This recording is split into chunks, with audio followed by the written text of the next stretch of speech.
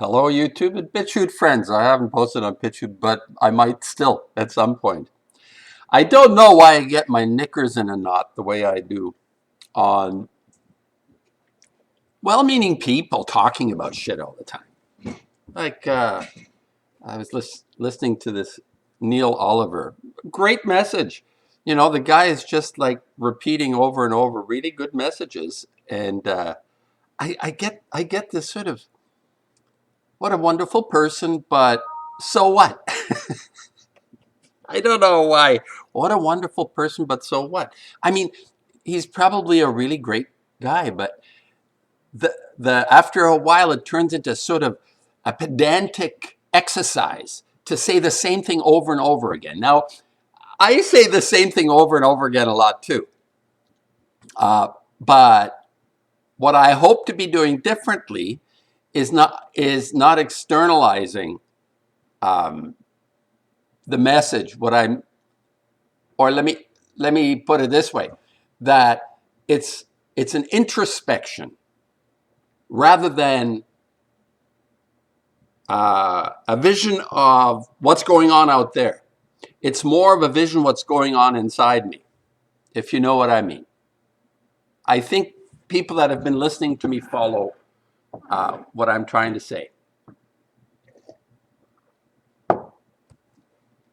So I can't really say something too critical about a person like Neil Oliver, like all around nice guy. Wonderful to sit in a pub and have a beer and chat and compare notes on the bastards and,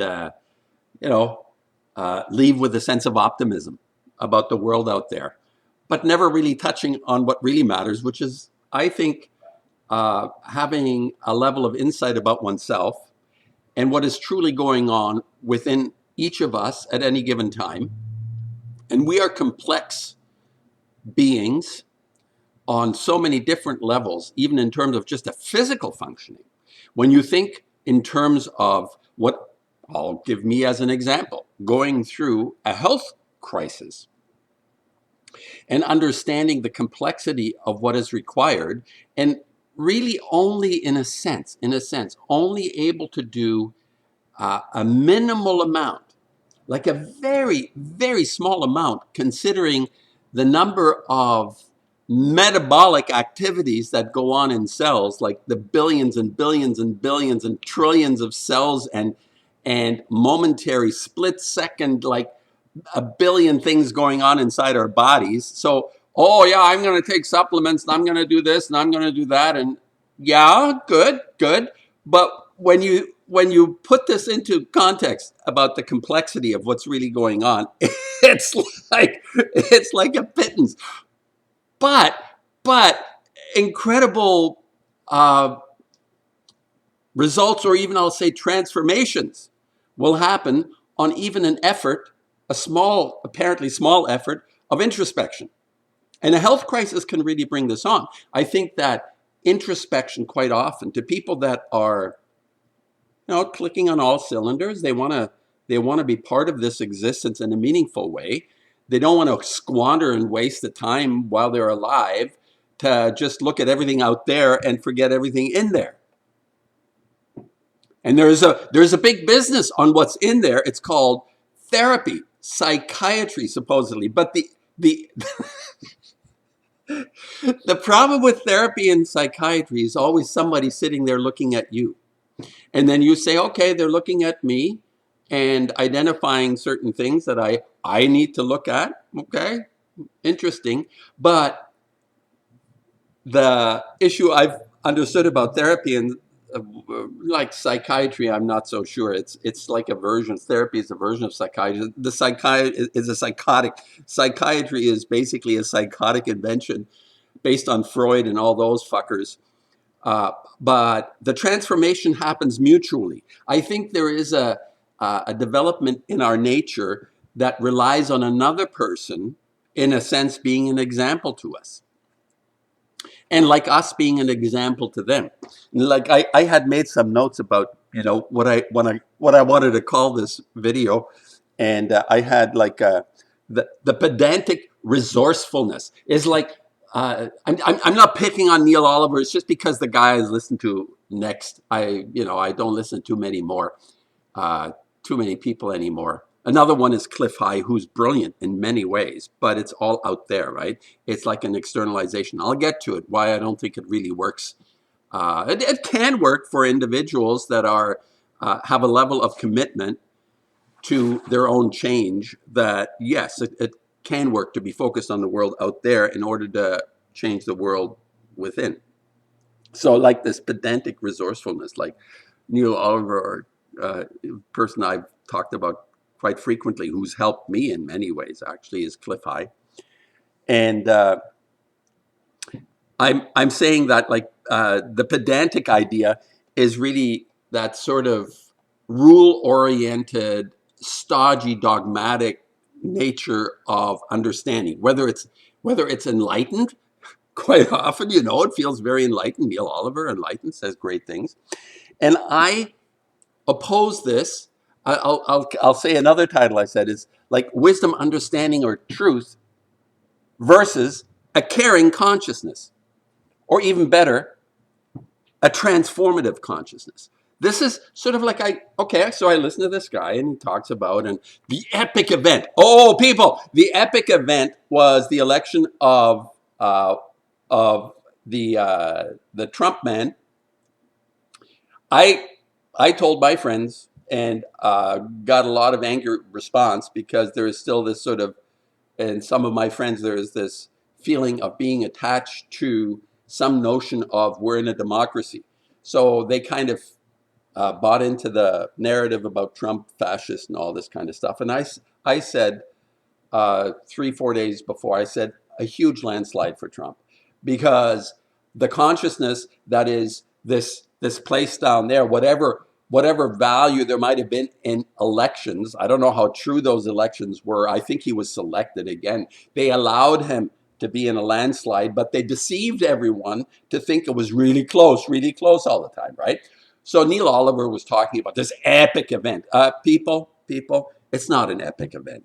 It's something that, again, I realize this guy is going to win in a landslide for good reason because it's a setup. It's a setup. It's another shit show coming. So people get ready for the next shit show. It's going to be a tough one because the last shit show, the manipulation, the fake emergency, all has led now to this kind of polarization, what looks like a polarization between two individuals that represent two camps of people hating each other. And they don't. I mean, Trump doesn't hate Kamala. Kamala doesn't hate. Like, they all hobnob. They all, like, go to the same boys and girls clubs and sit on the same yachts and diddle the same children. They're all involved in this nefarious, dark shit, all of them. None of them are immune. They're all degenerate, psychopathic hyenas and reptiles. All of them. There is no reprieve for us. As long as this system is structured the way it is, we don't stand a chance against these megalithic institutions of oppression. This is what the shit show showed me. Within 2 weeks, and I should actually post my video that was but YouTube canceled it. And about 10 days after the shit show was declared, I declared it a fake emergency, a complete, total, and utter domination of humankind on Earth. I have evidence. I have like a timestamp on it. Unfortunately, YouTube erased it, and I don't have that timestamp of that first video that I did. I don't know why I'm just contrarian, I guess. Contrarians have a better chance of identifying reality than duplicitous fools that are dogmatic. Anyway, all right, so I'm just going to chime in. I think that Neil Oliver was very optimistic, but he's critical. He says he talked about RFK. Oh, now here's a degenerate. This entire clan of Kennedy clan. I mean, despicable bunch, horrible, every single one. Their personal lives are complete shams. Same as this RFK, this Bobby boy, Booby as what's his name? I forget for president. The East Indian fellow. Fabulous, kicks the shit out of Booby. So Neil Oliver is like giving him credible possibility of changing things, making America healthy again. Another good slogan. I'm going to fight the big pharmas and the food industry. Yeah, good fucking luck. You're going to be able to topple what people have been accustomed to all their lives, and you're gonna run up to people saying, "How dare you take my McDonald's away?" All right, that's my preamble. That's my preamble on the pedantry of well-meaning people, even that don't have much significance or meaning to me. When I listen to them, I just say, "Oh, what a nice guy! Oh, what a nice guy." Okay, and better than a rotten guy. I prefer a nice guy to a rotten bastard. Yeah. So he's kind of like analyzing the world out there still in terms of, oh, are there good people in the system that are going to make a difference? Well, highly unlikely. Highly unlikely. The higher you scale within this system, this corrupt system of self-serving, lack of conscience bunch, you're not going to find many people that are on your side, on my side. So what's our choice? Okay. So I said, what was my title? I said this was the subtitle was wisdom, understanding, and truth versus transformative conscience. Wisdom, understanding, and truth. Neil Oliver versus a transformative conscience. What am I mean? What am I talking about? I repeat this quite often, and it comes to me in the sense that okay, this is very. It's something I don't really understand. It's profound.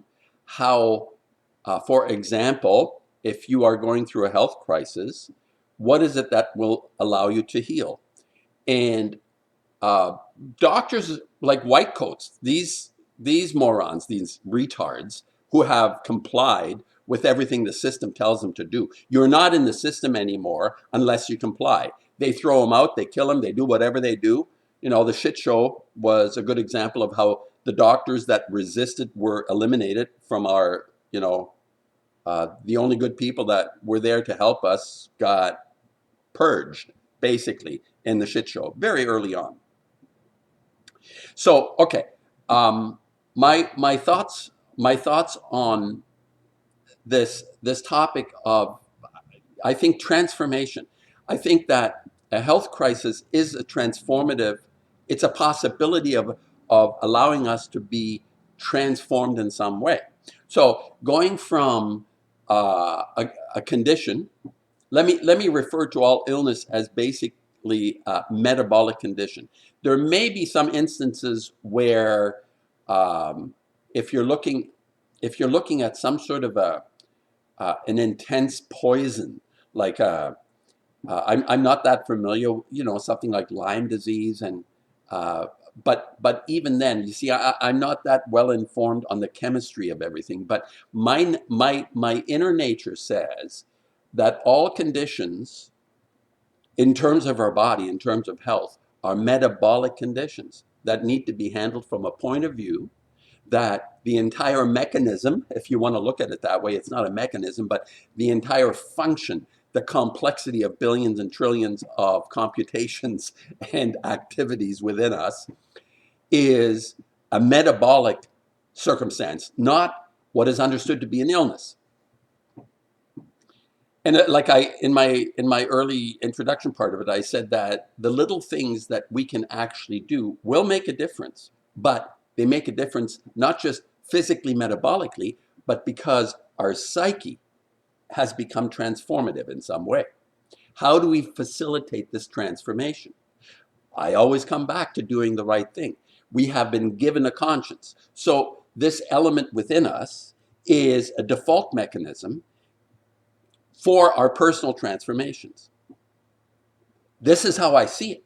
This is how I see my own healing. And I'm in the middle of it. And I mean, the success or failure is intimately connected to how I'm able to transform myself into this higher level of conscience, to do the right thing on all levels.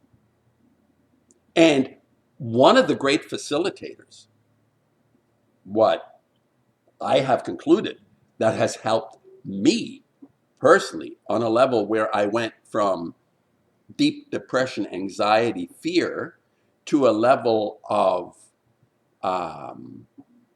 a kind of enlightenment, personal sense of relief, is my ability to connect with the world in a deeper way through caring and gratitude, loving, this kind of sense of self that is connected to a principle that supersedes, in some ways, the physical metabolic structure we exist in. So I'm not saying it's separate necessarily, but the mind is a unique aspect of the physical reality, the existence that we interpret as physical. It's a unique add-on in a sense. Whatever you can take away from this, it requires an introspection. It's not like saying how things are wrong out there, it's how things are wrong within. And if we have any kind of health issues, there's something within us that's off. And I don't feel right. I feel off. I don't know to what extent. Is it like the white coats? I'll give you a quick little story about the white coats. Every time I see these fuckers, I guess I'm still vulnerable and weak in some ways because I'm always thrown for I take steps back every time. And I recently contacted my white coat doctor, who I asked for, just give me an update on my blood. It was done a year ago. Could you do a whole complete blood work? And she said, no. What? No? No, you had it done 8, 9, 10 months ago. I said, okay, but I'm going through some severe health issues. I'd like to see how I'm proceeding, especially since I'm not allowing you fuckers to touch me. I didn't say to her, you fuckers, but I said, I'm not allowing anyone to, and she said, yeah, you're refusing treatment. And I said, well, not until I, I decide it's valuable for me. I would never refuse treatment that I would imagine to be of help to me. So I'm not refusing treatment. I'm just saying, give me something I can do that I would agree with. So she said, no, we're not going to do blood tests. She said, well, not entirely. She said, we'll do basic markers, like 5 different things. And I said, do the whole gamut. Whatever it is that you do, do the whole gamut. And but especially since I don't cost the system anything. I've been paying all the stuff that I do, I pay myself. So she said, okay. And she said, okay, the 5. I said, okay, let's go with the 5. All right, that's something. So I said, I'd also like to know, they have poop analysis. And I think there is a possibility that I still have some kind of level of parasite, possibly, even maybe mold.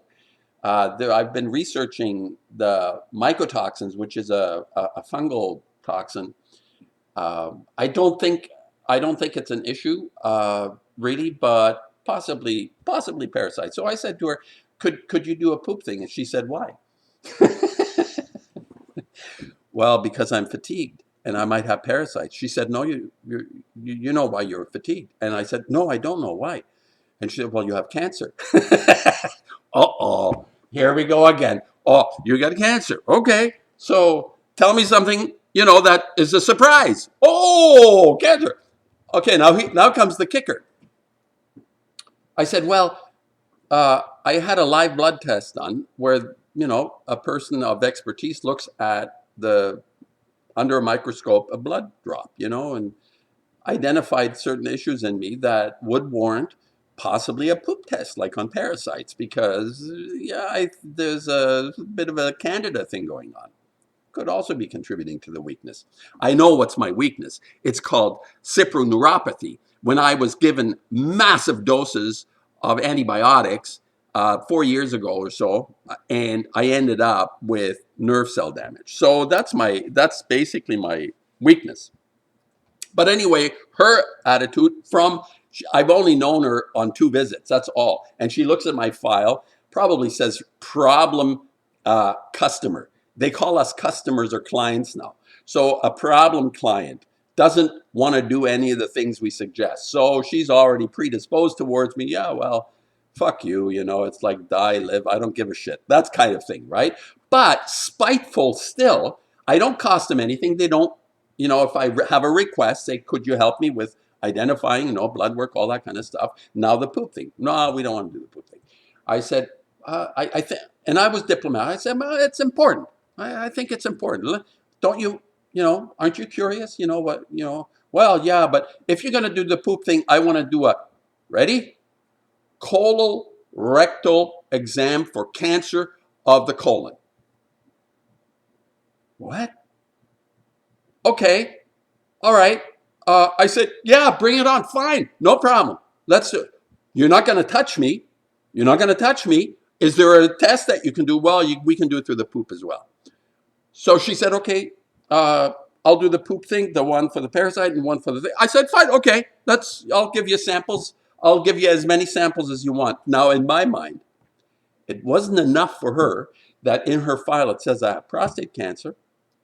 I have likely, it has gone as far as the machines say, it's gone into every other part, it's like up the kidney and all this kind of shit that they pile on top. But it wasn't enough. Now she wants to find the colon cancer. It's like, oh, you've only got this one. We want to find another one.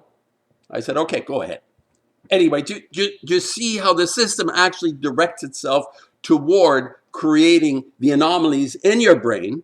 And it took me like maybe a day or two to recover from this exchange again, because, the unconscious, the part in me there's a weakness still inside of me in regard to, the people that populate it. It's small, not like it was a couple of years ago. It's small, but it's still there. So that's a little side note on treatment, where I'm looking to get some help from a system that is fundamentally breaking down completely. It has broken down since the shit show started. It's by design breaking down. I've talked about this as well. This is all, especially the medical system, how make America healthy again is a joke. Unless you dismantle the entire medical system, you're not going to make America healthy again. Forget about the pharmaceuticals and the food industry. It's of course, that's the source of all illness. But the people treating what they perceive to be illness are those that continue and reinforce all the worst things in us. Okay, so transformation. All right, I'll sort of wrap it up here. I got started on the pedants. Cliff High calls them the woo-woo people. The woo-woo people are the people that are fundamentally opposed and contrary to the dogma we're being fed every day. But they can have huge problems as well, and Cliff has admitted this, and Cliff sees himself as outside. Cliff High, who I respect in his, he's quite, the guy I think is verging in some regard on genius in the sense of his, in his ability to research and focus on something. He did these things called Alta reports, that predictive, it was an analysis of computer chatter to predict certain things that could happen or could, I don't think he's been too successful, so I shouldn't be too high on him as a genius. But I think he has identified some things that make me pause. Also, he's going through his own healing crisis. He had colon cancer. He was near death. They operated, they did surgery. He came back from surgery. They spewed him out. He said he wasn't done yet. He said he has to heal. And he fired them all the white coats, and he went on his own program, his own understanding of how to move through this experience, this healing crisis, by himself for the most part, researching incredible research that he's done. He's so well read, complex individual, and he's doing quite well. It appears he's doing quite well. And I've taken some of his highlights, the things that worked for him that seem universal, not specific to him, but universal. I've adopted that, and you know, it maybe working. I think, in fact, it is working. So I'm not discarding him, but I'm saying that here's the separation that I feel in terms of a human being. Are you looking outside or are you looking inside? And our effect on the outside world isn't like hammering nails into boards, is giving an example of ourselves every day in our interactions, giving an example of ourselves, not pedanting, not telling people, not saying you do this, do that, this is what happens, this is what's going to happen, this isn't what, all this shit is really just piling on top of, more like there's too much there from the outside world, always has been, which is why we're in the shitter the way we are. We're in the shitter the way we are because everything has clogged us up on all levels, like mentally as well. There's too much shit coming into the mind in order to, especially if you're vulnerable to being influenced. I certainly am. There is much less likelihood of finding that, as Jesus said, the kingdom of heaven is within. It's not blasphemous. It's not at all. I left this comment. People said, "Hey, that's blasphemy to say you're God." No, it's not at all. There is a likeness in His image, in her image, in whose ever image. And what is that image? I think it's the conscience. The image of the godly, the higher part of ourselves, is conscience. And I believe that this separates the psychos from the normal human being. That's the only distinction. A psycho doesn't have a conscience. Or if he does, she does, they find reasons not to adhere to it, right? Or even people on a lesser scale find excuses why not to. I'm guilty of this, finding excuses of why not to react to that inner sense of rightness in any circumstance. We need to practice, we need to do this and transform ourselves. And okay, my last note then on this sort of topic of, the transformation towards a balanced state within our metabolism, physically and mentally, happens through conscience. I am convinced of this in the sense of being able to do the right thing and getting help, whatever help I can get, even like from the white coats, when I say, okay, give me an indication. I guess maybe I'm still stuck in something. Okay, blood work or whatever, poop test. Yeah, let me have a look. Uh, I guess I still need that confirmation from the outside in some way to say better or worse. I don't know. It helps. It helps to have sort of yeah, it has improved. You're better. This is working. So yeah, I guess that's my point today. If it helps, and within my YouTube history from 2009, I was really involved in the anti-nuclear, um, my clan, people of conscience.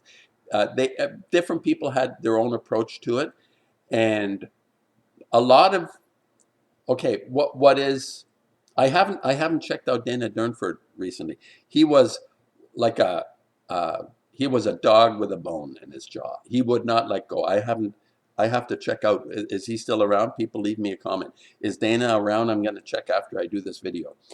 Um, I think it was a pivotal moment for me in terms of uh, a transition into affecting the world in a positive way on some issue. Nuclear, very important, highly toxic material. No matter what anybody says, you do not want to stand beside a nuclear reactor. And they don't know how to store and the waste and all this shit. I don't care. All the people talking about Galen Windsor and these people that were lackeys for the industry tell, oh, it's no big deal, don't worry about it. Well, it is a big concern. It will be a concern. The question in my mind is it remediate?